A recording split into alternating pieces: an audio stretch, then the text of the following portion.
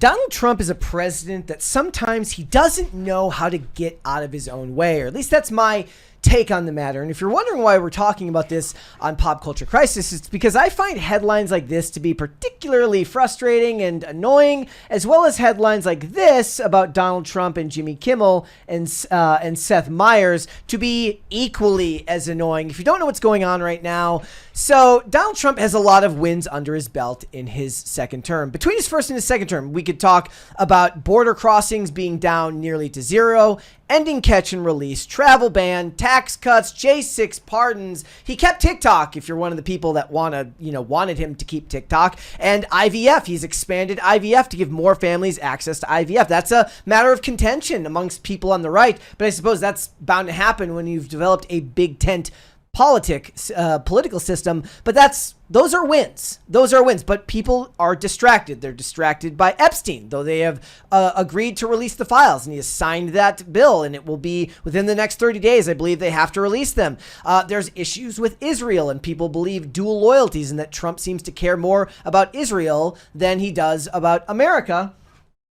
And then the one that I'm focused on, because this is Pop Culture Crisis, is his constant fights with the media and the way that things keep happening within the media, and how he is framed in a lot of ways, I believe, is to his own detriment because he doesn't know how to get out of his own way. I want to talk about Seth Meyers. I want to talk about his continued problems with Jimmy Kimmel. And I want to talk about this article, which I found particularly frustrating, in which it says it's a report that Larry Ellison, who is, of course, he is the founder of Oracle. He is the second richest man in the world. And he's, of course, the father, not the son. He is the father of David Ellison, who, of course, ran Skydance, which recently just merged with Paramount. He is now the head of both of those companies. And Larry Ellison, while he is not formally involved with Paramount, he is one of their largest shareholders. And it says Larry Ellison discussed firing CNN anchors with the White House amid Warner Brothers Discovery merger bidding.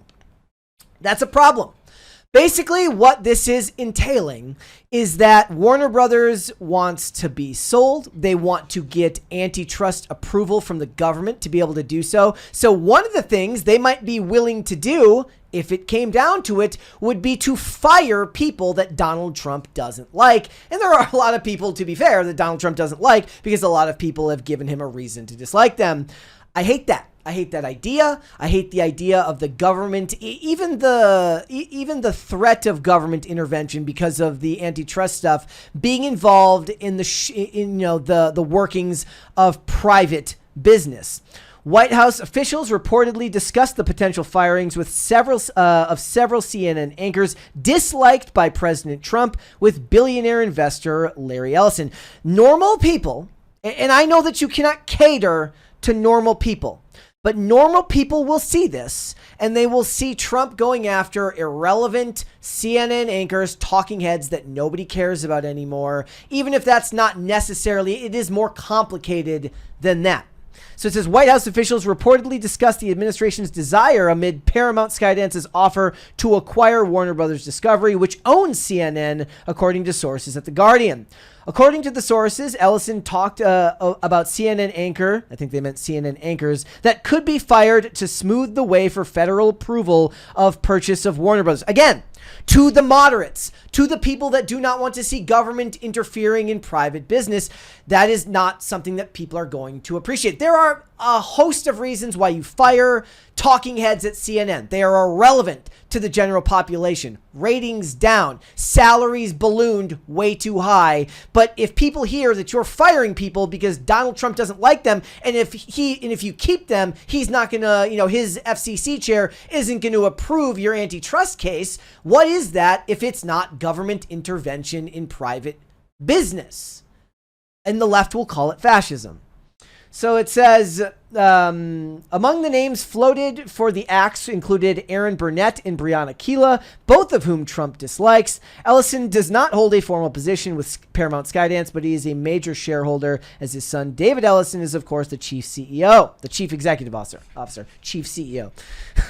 Neither Ellison nor the White House have responded to inquiries to confirm the insider reports. The paper added that the possibility of the purchase of Warner Brothers does not seem to raise antitrust issues with the Department of Justice. I did see that different being like, Elizabeth Warren posted about this. Elizabeth Warren seemed to very much be against this notion. She was listing out all of the TV stations that would be owned by both. It is disconcerting to think that CNN would have both, that Paramount, if they were to merge with Warner Brothers, would not just have CNN, but would also have CBS, meaning that they would have one of the major cable and one of the major broadcast stations. I do think consolidation in general is a very bad thing for everybody involved. It's bad for the creatives in the industry, who I don't weep as much for, given the fact that they've been calling us racists and Nazis and fascists for like a decade now. My heart doesn't bleed for them, but it does bleed for the below the line workers and the people who keep their head down and keep doing their job, going in every day. There have already been thousands of cuts at Paramount just since they merged with Skydance. We all knew that stuff like that was going to happen. And this is why I'm just kind of getting to my point. There's all sorts of reasons to fire people. I, as a moderate, I guess I would think of myself as a disaffected liberal, hate the idea of the government getting involved in private business. And I know that the more right-wing people are going to say the left is going to use the power against you. They are going to exert force over you when they get back into power. A lot of people have that very, very real concern. But one of the concerns you've raised for yourself when you create a big tent political party is that you don't just have the whims of your right-wing supporters, your base. You also have to consider the moderates, because you will have another election with a different candidate who doesn't necessarily have the same cachet that Trump does in 2028. I don't know. Look, there's a lot of memetics around JD Vance, but I don't know if anybody would necessarily be excited to vote for JD Vance. So you need to find a way to win those moderates. I honestly believe that some of those wins are probably TikTok and IVF. The ones that are not Christian conservative probably are on board with that. But it just does feel like Trump can't get out of his own way. Like I said, I listed a bunch of successes there that he has accomplished, but people have already forgot about them. They forgot about them because the economy is still not caught up to what it needs to be. He did his meeting with Zoran Mamdani, and people are like, is he now simping for a communist? There are some very, very intellectual responses I've seen on both sides that Trump is now turning his attention to the economy, and he kind of maneuvered that situation interestingly when they wanted to ask Mamdani if he was a fascist, and Trump kind of interjected in there. You can't say the guy is not unbelievably charismatic. I agree with that, but he can't get out of his own way, and it's because it slows down his momentum. Before this, it was Jimmy Kimmel, which he is still going after right now. It's talking about, it's him and Brendan Carr talking about getting Jimmy Kimmel, like Jimmy Kimmel should come off the air. But then when the ABC, when the syndicated stations, when the affiliate stations did pull him off because of what he said about Charlie Kirk, people then think that it's the Trump administration doing that, despite the fact that there was no evidence to that. So everybody has to spend their time trying to parse through the details to show that Trump didn't have anything to do with this, because there was no documented evidence, because the stations literally said that it was because of what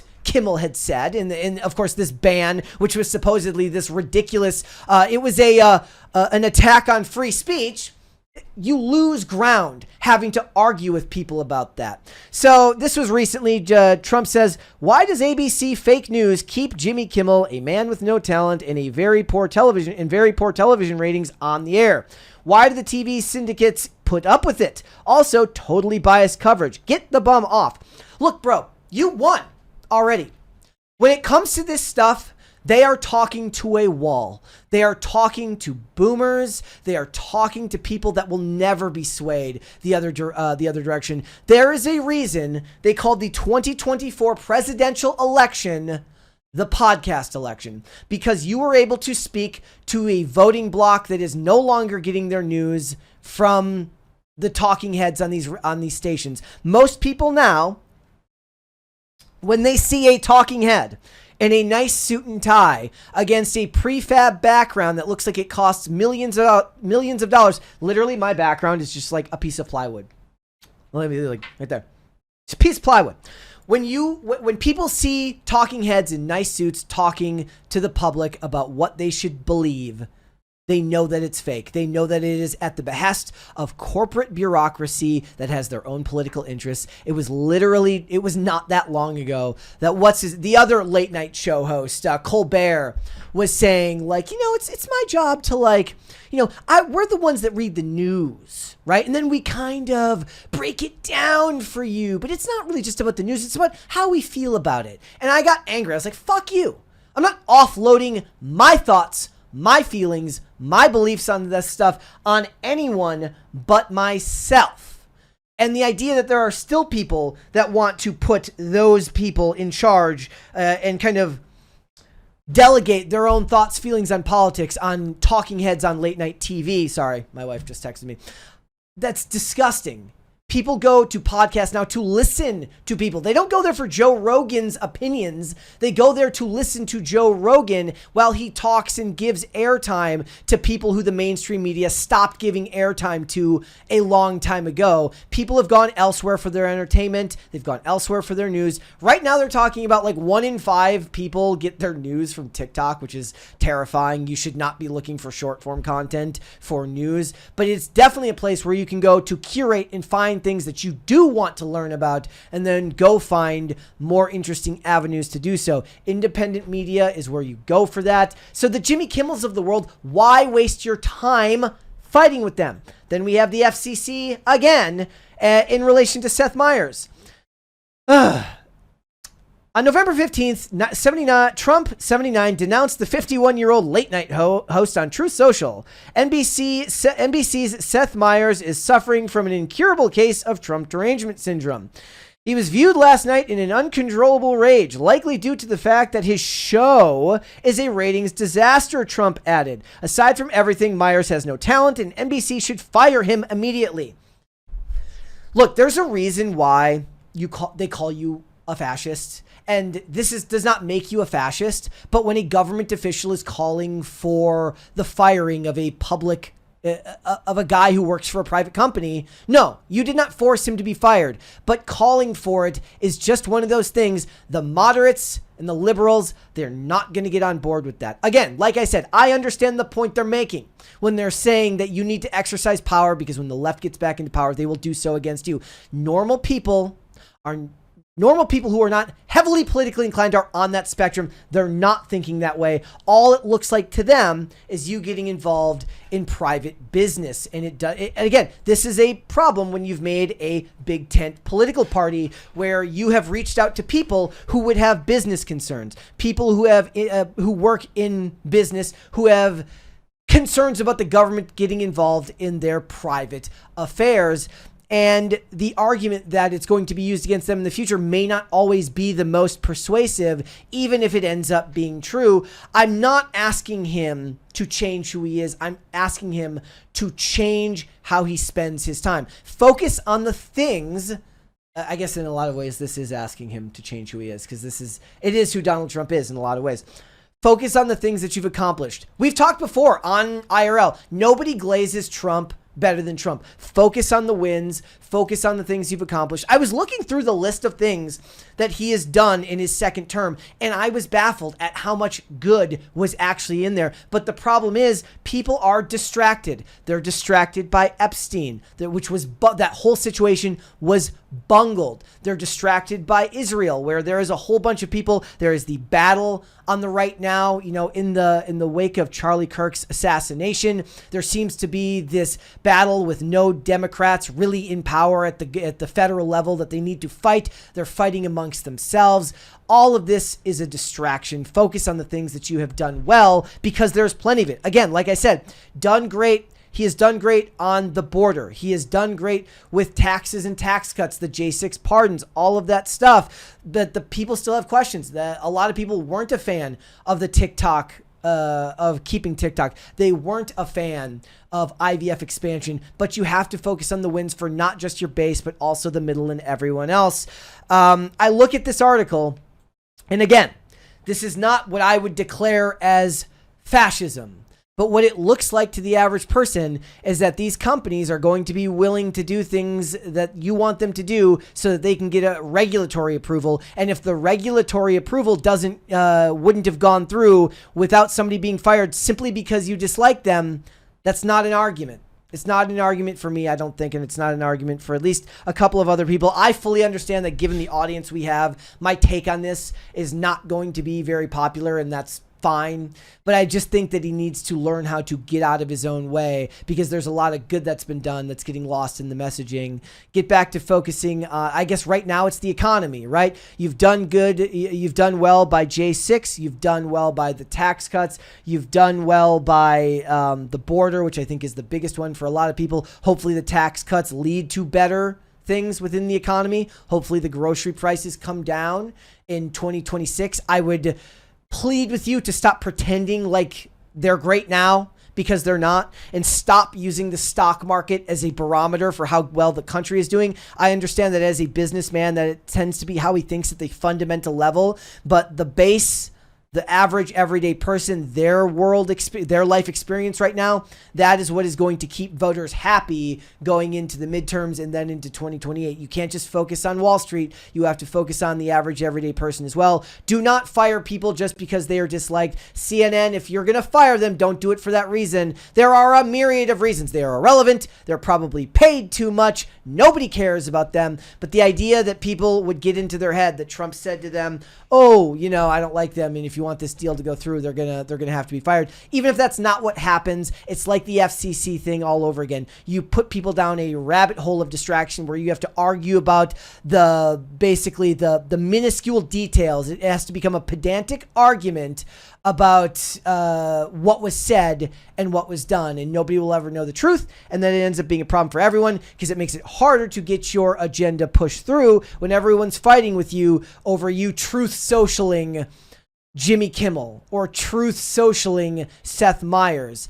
I hate the idea of the merger to begin with. I don't want to see these companies condense further down into bigger and bigger entities. I hate that. I want, as a moviegoer, as somebody who loves film, I want to see more movies made with different people. I want to see a variety of people to have access to news that they want to see, and I want the free market to decide what type of news that is, whether it's a liberal bend or a conservative bend or whatever you're getting right now in the podcast sphere. The free market should decide that. The government should not. That is just my take on the matter.